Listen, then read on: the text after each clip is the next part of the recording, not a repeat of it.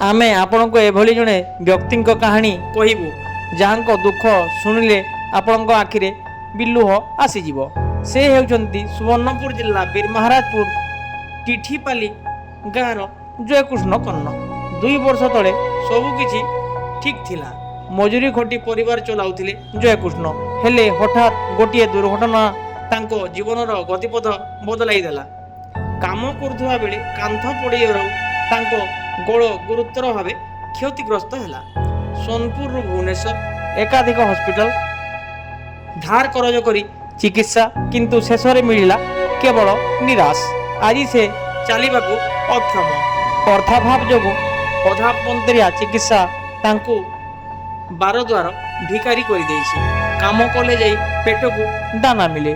जी निजे चली पारु नाहंती से काम करिवे केमिति? मुठाए खाइबा पई देबो के?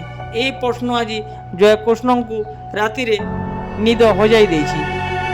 80% विकलांग होई मध्य सठिक भत्ता खंडे पाइबारु वंचित हवा तांको संघर्ष को आहुरी दुस्सह कर देछि। एही दुर्दशार समय रे आशार किरण होई आसीछंती मां माहेश्वरी सेना। सेवा और सहयोग हाथ बढ़ाई यही सेना आज निज बाइक रे जयकृष्ण को सुवर्णपुर जिलापाल निकट को नहीं आसीछंती। जिलापाल पाखरे तांकर चिकित्सा और सरकारी सहायता पाई निवेदन करिसंती। जयकृष्ण आज विश्वास रखिजंती माहेश्वरी सेनार एही प्रयास एवं जिला प्रशासनर सहयोग रे तांको गोड़ निश्चित भल हेबो। किंतु प्रश्न उठुची एते दिन धरी यही गरीब मनीषटी काहींकि सरकारी सुविधारू वंचित हेले। आमे आशा करिबा जिला प्रशासन तुरंत तांकर चिकित्सा और सहायता पाई पदक्षेप ग्रहण करिवे।